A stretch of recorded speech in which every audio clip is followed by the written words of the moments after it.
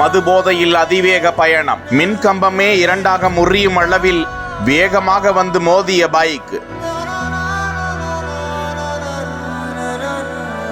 ஐயோ நான் சாக போறேன் என இளைஞர் கதறி அழுத பரிதாபம். வீட்டுல பெற்றோர் இருக்காங்களே என்பதை நினைச்சு மெதுவா வாகனத்தை ஓட்டி இருக்கணும். இப்ப உயிரும் போச்சு அந்த இளைஞருக்கு.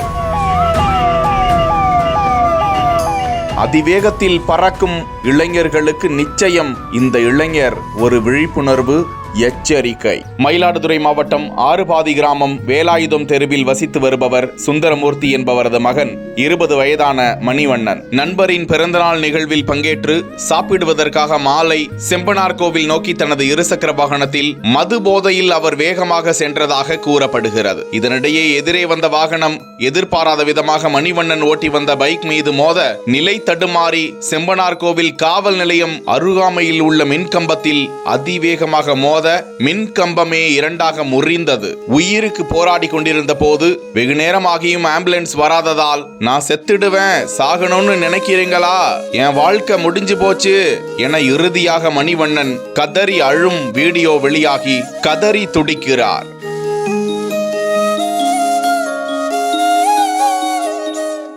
தொடர்ந்து அந்த இளைஞரை ஆம்புலன்ஸ் மூலமாக மயிலாடுதுறை அரசு மருத்துவமனைக்கு அனுப்பி வைத்த நிலையில் தீவிர சிகிச்சை அளிக்கப்பட்டும் சிகிச்சை பலனின்றி மணிவண்ணன் உயிரிழந்தார்.